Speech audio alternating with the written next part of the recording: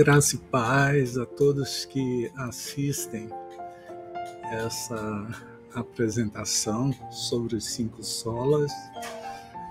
Essa apresentação ela vai explorar um dos momentos mais significativos da história cristã, a Reforma Protestante do século XX, ou seja, como se deu a Reforma Protestante do século XX. E aí também vamos falar a respeito de um dos momentos mais significativos na história cristã, a Reforma Protestante do século XX, ou melhor, do século XVI, através das lentes dos 5 solas, 5 princípios teológicos fundamentais que definiram o movimento reformado. A apresentação não apenas apresentará a perspectiva protestante, mas também procurará dar ênfase à resposta católica, de modo que se tenha aí uma compreensão mais equilibrada e se pode ver os dois aspectos, os dois entendimentos, o entendimento católico e o entendimento protestante. Essa compreensão vai aprofundar as diferenças teológicas que ainda separam essas tradições cristãs hoje. Então, como foi dito, o que eu busco aqui é uma compreensão mútua e um diálogo respeitoso, nunca polêmico ou a conversão de quem quer que seja.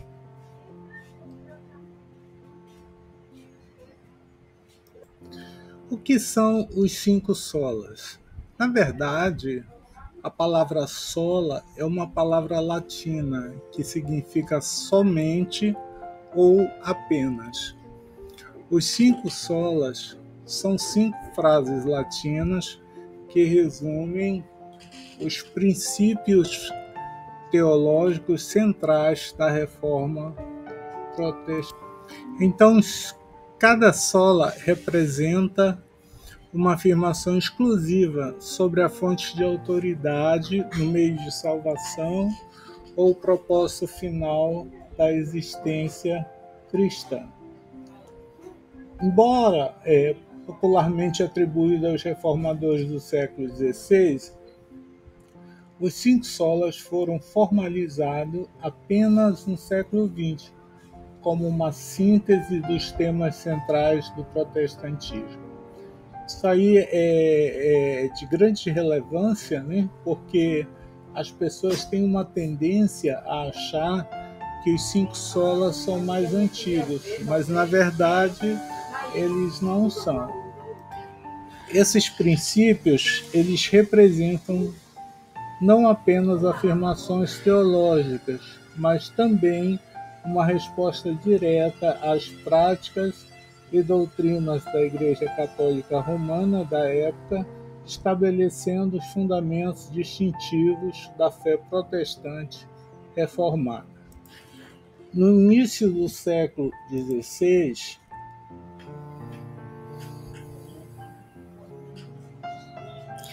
a Europa estava bastante movimentada e a Igreja Católica Romana era a instituição religiosa dominante, exercendo enorme poder político, econômico e espiritual.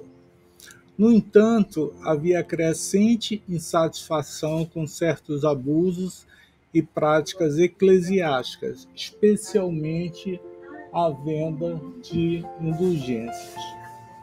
Se a gente for fazer uma cronologia dos 5 solas, contrariando a crença popular, os 5 solas não foram formulados por Martinho Lutero ou outros reformadores do século XVI.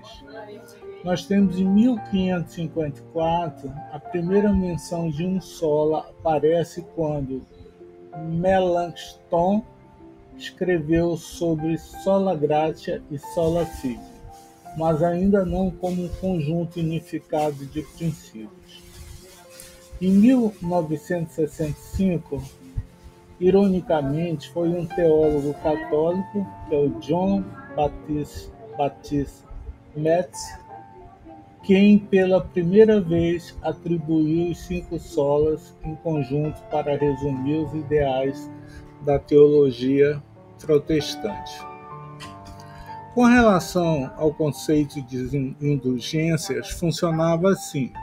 A Igreja ensinava que, embora o pecado fosse perdoado através da confissão, ainda havia uma punição temporal que precisava ser satisfeita, seja nesta vida ou no purgatório. As indulgências ofereciam a remissão dessa punição temporal em troca de atos de piedade, ou seja, cada vez mais pagamentos em dinheiro.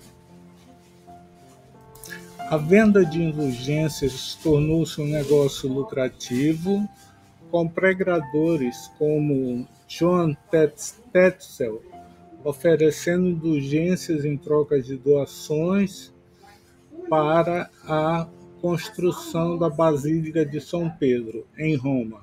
É a famosa Basílica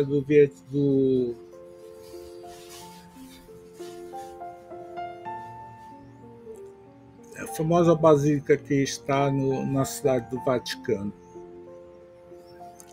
Nesse momento, o Renascimento estava trazendo um novo interesse nos textos originais, gregos e hebraicos da Bíblia, e humanistas como Erasmo estavam criticando abusos eclesiásticos, e a invenção da imprensa por Gutenberg estava tornando possível a disseminação rápida de ideias, que era exatamente aquilo que a Igreja não queria. Bom, é nesse contexto histórico que aparece Martinho Lutero e tem-se o início da Reforma Protestante. Martinho Lutero viveu entre 1483 e 1546 e foi a figura central da Reforma Protestante. Ele era filho de um minerador, estudou direito, mas entrou para o mosteiro agostiniano após uma experiência de quase morte durante uma tempestade. Tornou-se monge, sacerdote e, eventualmente, professor de teologia na Universidade de Wittenberg.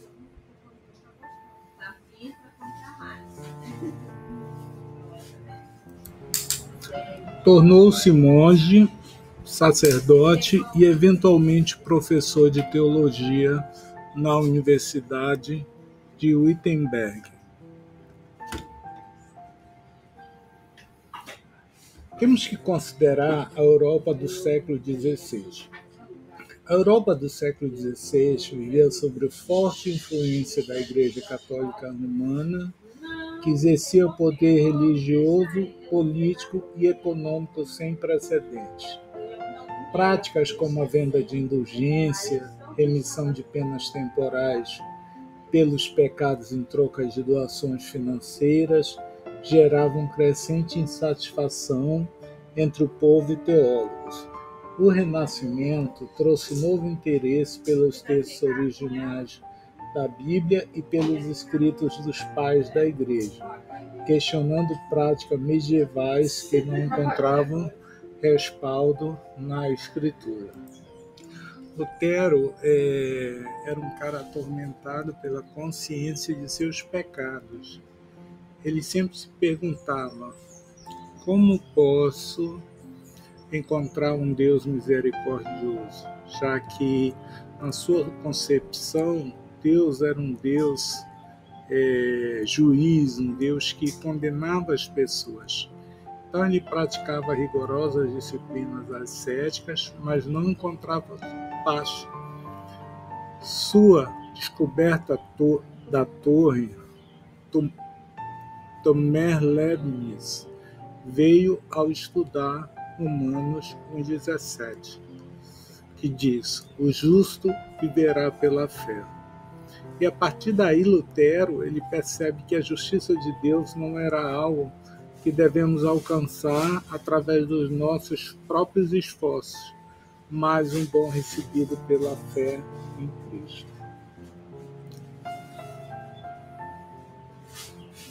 Essa descoberta teológica levou Lutero a questionar a venda de indulgências. Quando Johann Tetzel chegou perto de Wittenberg, vendendo indulgências com o slogan: assim que a moeda cai no cofre, a alma do purgatório sai. Lutero sentiu-se compelido a agir.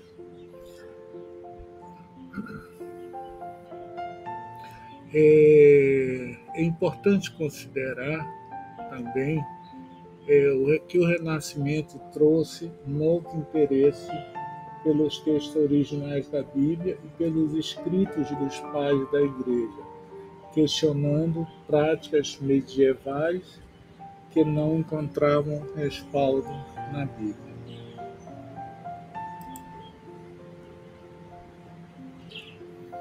Martinho Lutero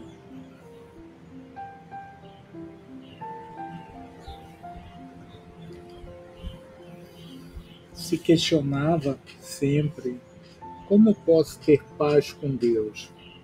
Então mergulhou no estudo profundo das Escrituras, buscando respostas para a sua angústia espiritual.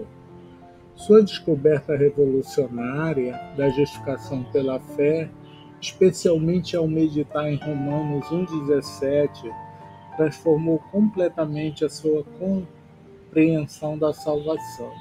Então, quando ele lê Romanos 1,17, ele vai, de fato, compreender a salvação. Essa revelação teológica levou a questionar as práticas da igreja de sua época, iniciando um movimento que dividiria a cristandade ocidental e transformaria o curso da história.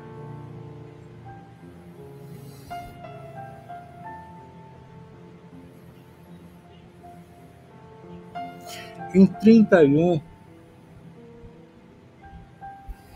de outubro,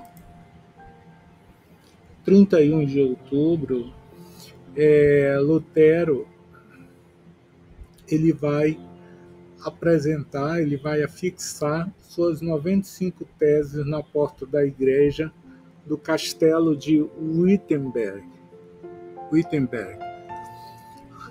contrariando o mito popular. Contrariamente ao mito popular, isso não foi um ato de rebelião dramática, mas uma prática acadêmica comum.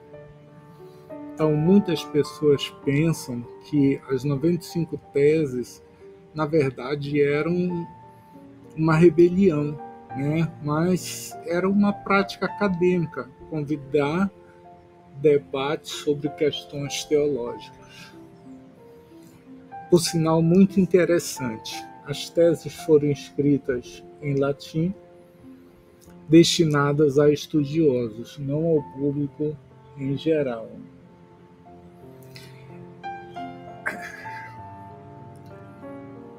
As 95 teses não eram um ataque frontal à Igreja Católica ou ao papado, mas uma crítica específica à venda de indulgências.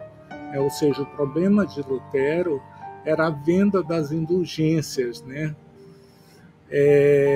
Ele argumenta que o arrependimento verdadeiro é uma transformação interior do coração, que não pode ser comprado com dinheiro, e que o Papa não tem poder sobre o purgatório. As teses questionavam a autoridade da Igreja para vender perdão. Então, toda a questão, né, estava no fato de que as teses questionavam o poder da Igreja para vender o perdão.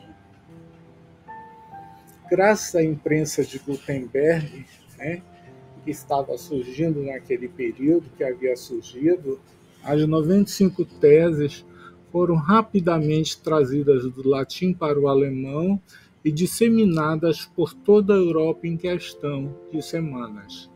O que Lutero pretendia como debate acadêmico tornou-se um movimento popular. A Igreja Católica vai responder Lutero, convocando-o a se retratar, mas ele se recusa e é excomungado em 1521.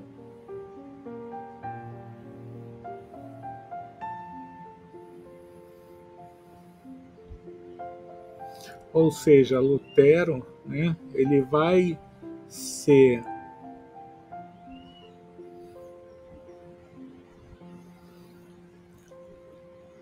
convidado pela igreja para se retratar, mas não o faz, não o faz.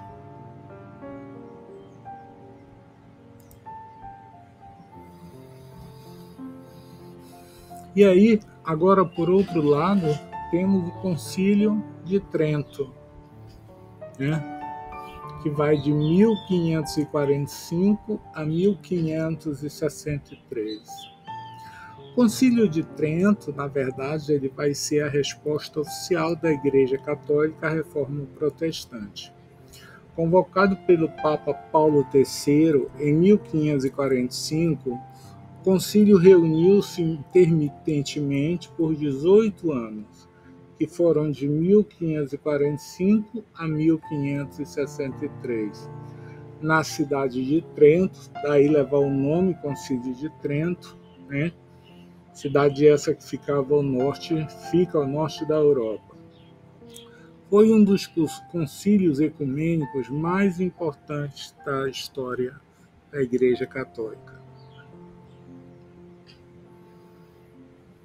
Os dois objetivos principais do Concílio de Trento eram, primeiro, reforma interna, ou seja, buscava corrigir os abusos reais dentro da Igreja Católica, como a venda de indulgências, a falta de educação do clero e o absenteísmo episcopal.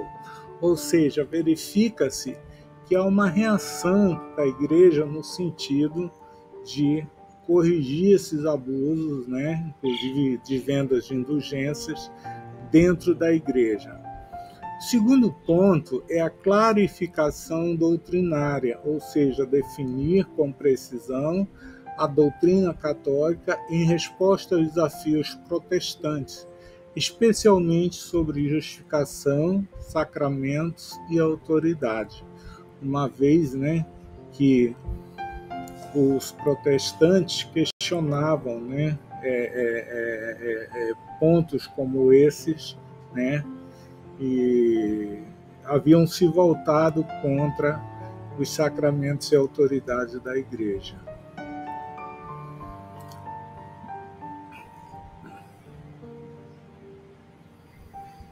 As decisões de Trento moldaram a identidade católica por mais de 400 anos, até o Concílio Vaticano II. Ou seja, essas decisões vão moldar a identidade por um período de 4 séculos, até o Concílio Vaticano II, que vai de 1962 a 1965. O Concílio de Trento rejeitou firmemente os princípios centrais da Reforma Protestante. O que ele rejeitou? Ele afirmou que a salvação vem pela fé e obras, e que há 7 sacramentos, não apenas 2, como os protestantes defendem, que a tradição tem autoridade igual à Escritura, e que a Igreja tem autoridade para interpretar autenticamente as Escrituras. O concílio também emitiu anátemas, condenações formais contra várias doutrinas protestantes. Então, o que a gente vê aqui é a questão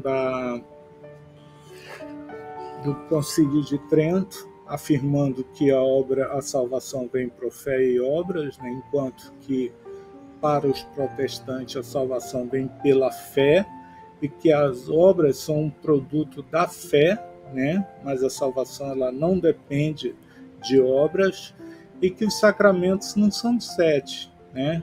São apenas 2, né? E outra questão, né, que a tradição tem autoridade igual à da Escritura, que também é estranha, né, ao cristianismo protestante, e essa autoridade da Igreja para interpretar autenticamente as Escrituras. Então, isso é algo que a doutrina protestante não aceita, né?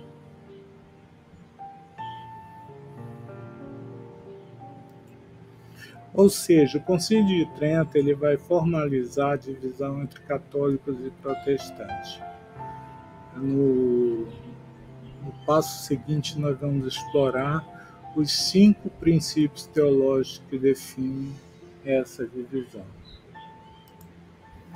Bom, os 5 pilares da teologia reformada são sola Escritura, que significa somente a Escritura, o sola fé, que significa somente a fé, o sola gratia, que significa somente a graça, e o solus Christus e soli Deo Gloria, que significa glória somente a Deus. Então, cada sola representa uma afirmação teológica e isso é fundamental que distingue o protestantismo do catolicismo romano. É importante dizer, destacar as consequências da reforma protestante, né? Essas consequências elas são tanto positivas quanto negativas. A reforma tem impacto tão profundo, né? Não apenas na religião, mas na política, na cultura, na educação e na sociedade europeia. A gente pode destacar, né, como consequências positivas, que a reforma democratizou o acesso às escrituras através de traduções para línguas vernáculas, promoveu a alfabetização universal, tá? Então isso aqui é algo de grande relevância, a alfabetização universal, que antes da reforma não tinha, para que todos pudessem ler a Bíblia. Enfatizou a dignidade e o sacerdócio de todos os crentes, ou seja, o ser humano não precisava de um mediador como a igreja, mas cada crente em si era sacerdote. E vai contribuir também para o desenvolvimento da liberdade de consciência e, eventualmente, da liberdade religiosa. Algumas consequências negativas da reforma é que ela divide permanentemente o cristianismo ocidental, né, resultando em guerras religiosas devastadoras, como a Guerra dos 30 Anos, que vai de 1618 a 1648, que matou milhões de pessoas, levou a perseguição mútuas entre católicos e protestantes e criou fragmentação denominacional que persiste até hoje. Quanto a essa fragmentação denominacional, do meu ponto de vista pessoal, eu acredito que isso em si é decorrente da liberdade de cada pessoa individualmente interpretar a Bíblia, né? Então, eu vejo como algo positivo até, né? Positivo até.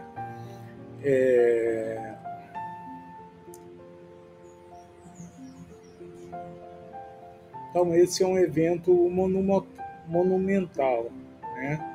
Agora vamos explorar os 5 solas em profundidade.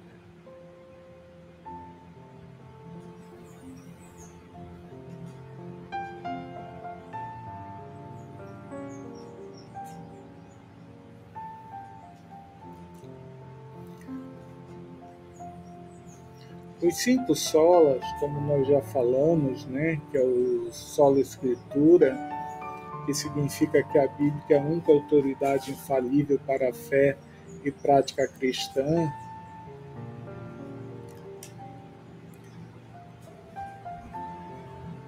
tradição e magistério eclesiais são subordinados à Escritura, né? Então a Escritura é somente ela, né? Temos o sola fide, que é somente a fé, onde a justificação diante de Deus é recebida somente pela fé em Cristo, não por obras ou méritos humanos, sendo que obras são fruto, né?